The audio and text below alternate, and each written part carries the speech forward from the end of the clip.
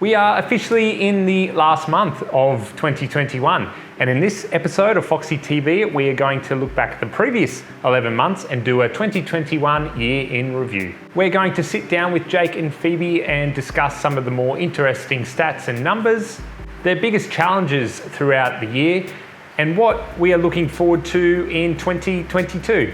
I've said this quite a bit lately, but in this video, we're just sitting down at the warehouse and going to hear from Jake and Phoebe. So we're not going to be out and about at jobs, seeing behind the scenes footage, seeing the installs come together. I did, however, earlier this week post a video how to style a dining table. So if you're in the mood to see some styling and the how-to video, I'll link to that in the description of this video. Let's now go to Jake and Phoebe at the warehouse, where they're going to start things off by discussing the total number of installs we did for the year. So this year was by far our biggest year that we've ever had. We've done 650 installs with December still to go, and last year we did 313, I think it was, so over double. Very big year. I mean, we had the second truck, we've built out the team, but at the same, What did you forecast? I can't remember, but it wasn't anywhere near that. It's like 475. Yeah, we expected some growth, but to double has been crazy. The market-related factors, COVID-related factors, and a whole lot of marketing. It's our brand. Marketing. Plus, also, who could have ever expected that? Yeah, and it's just crazy. It's 4 years into business, relationship building, all the things that we've been doing. We're getting more word of mouth referrals to other agents and people approaching us. So it's just one of those things, time in the industry. And we've done work for this year, 235 agents, and 165 of those are brand new. So that referral work, marketing, word of mouth, all of those things are really coming to a head. That what we're seeing, that we've been putting all that effort and energy into over the last couple of years. So we launched Foxy First Class this year. I think it was March, early in the year anyway, which is our no sale, no fee service for partnering agents, and we've had huge success with that. Every single property that has been listed and taken up that service has since sold. So from our business point of view, very successful, and it's brought in a lot of new agents, new relationships, and helped a lot of homeowners. Yeah, it's just people that otherwise might not have had access or gone with staging, gave it a chance, and it's worked out.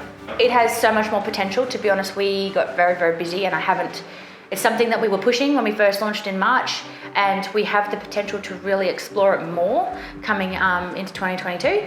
It's just sort of just let it be and sort of let it generate on its own currently.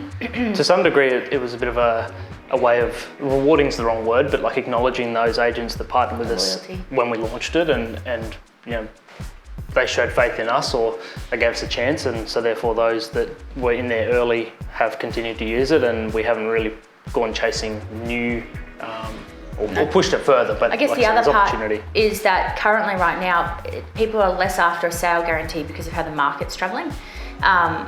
If they're going to use it, it's more because of a budgetary thought process. So the real benefit of Foxy First Class when the market starts to balance out a little bit, we'll see that really come to a head. So I thought this was kind of a more interesting for us than anything else, maybe more for those in Brisbane as well, but number of toll points that we've gone through with this is with just the two trucks, so cars outside that with our cars and the stylists, the numbers would be crazy, but 558 different toll points used by the two trucks this year. And again, this is for those in Brisbane. The Gateway Bridge was used 64 times, the Clem 7 Tunnel just under 100, and our closest kind of toll point, which is the Compton Road here, which is pretty much the one we used to go anywhere, north or even Carindale around there, has been used 107 times, and that was up until the point that I checked the data, so that was probably a week or two ago as well. So what's the minimum? What's like the Clem 7 fee? A fee for the trucks, it's $15 or something. Yeah. So it definitely adds up, but it just goes to show how much we're kind of getting around and using those main roads. Well, obviously we've had a huge increase in what we've done this year. So to go along with that, we've had a huge increase in the amount of furniture that we've owned. We do own, and that we will be purchasing going forward. So last year I spent $240,000 on furniture, and this year I've spent just a measly $555,000 on furniture. I know, you've bought some stuff for our house, so I mustn't be too sad. And the warehouse has been empty at points, even with that. So I think what was the lowest we got down to? 6%? Yeah, something like that. 6% of our overall stock in the warehouse. The shelves were empty and you were very purchasing as you were going. Very efficient use of our inventory. Yeah. And some amazing suppliers that were able to supply on the same day if I needed it. So yeah, the main one, houses out, which is how many at a point in time we hit 105. And we kind of hovered between 100 and 105 for a couple of months almost. So that was kind of the level of work. And that was a bit crazy too, because it wasn't just hovering, stock was coming back within like 2 to 3 weeks. Like Some of them, yeah. Stuff was in and out just as fast. It was a bit of a crazy spring period. We bought on a new truck this year. Yep. And with that, obviously, increased capacity. We've got the team to come along with it too. We've got Fletch and John in. So we've seen a massive increase. So last year, our max that we did in 1 month was 38. And this month, a phenomenal 83. So huge input from the stylists. Basically everybody hands on board that week. Doesn't matter if they were meant to be in the office or not, everybody was out. So phenomenal effort. Well, I mean, we're talking about the growth. It would be the way that team's kind of grown and handled it, but also, all the new people integrating and kind of getting on board quite quickly and, being able to function within a team that's, sprinting all the time, So I'd say that's probably what's impressed me most is the way that we've, it's impressive to me anyway as a business owner to see that level of growth, but more impressive is the way that the team has handled it and been able to grow with that increase in demand. Absolutely agree with that. But also from a business relation side of things, I've seen a real increase in those agents who have been alongside us for a long time, or those who are true believers in what we do and how we do it. They've become very vocally supportive.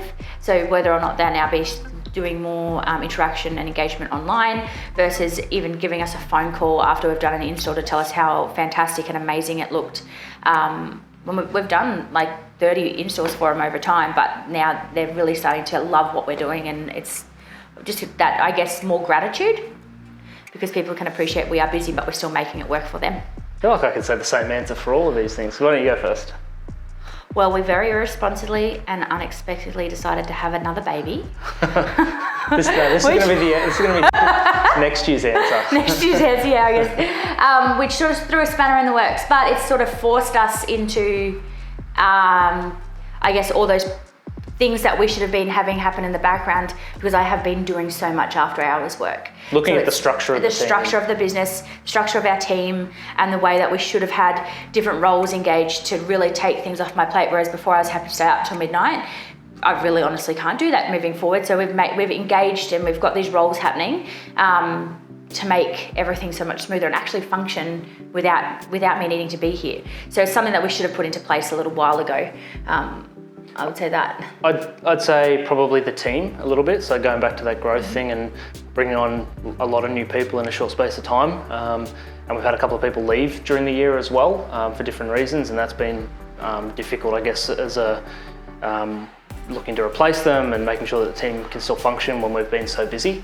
And from our point of view, it's probably been a challenge, the fact that we've grown so much and we've had a few of those challenges within the team and the team morale and how that's all worked together.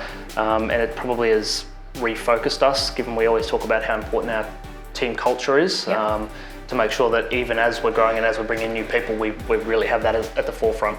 I sent an email this morning saying, haven't told you this, saying yes, we'd like another truck. So third truck, which there's a bit of a lead time, so that's probably mid 2022, but more growth. Not double. I don't think we'll double. No, who knows? We think that there's more opportunity. We talked about the Foxy First Class. We didn't even mention that we launched on the Gold Coast and we had some success, but then there's more to be done there, I think. So there's definitely more opportunity for Foxy.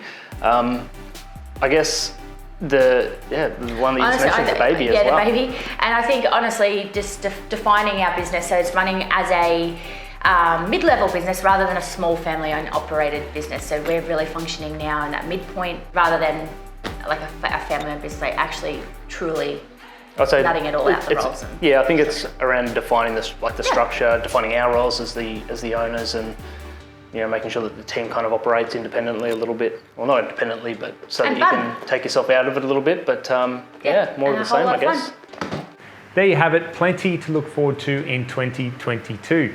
Now this weekend, actually tomorrow, which is Thursday, the entire team is off to Noosa for 3 nights, minus Eva, who is currently on a plane on her way home to visit family in Slovakia. So travel safe, Eva. So you might see some footage of our trip to Noosa on Instagram stories. But yeah, otherwise enjoy your weekend. Hopefully the rain, depending on where you are in the world, doesn't ruin any plans, and hopefully it clears up for us in Noosa. And we'll see you back here in next week's episode of Foxy TV.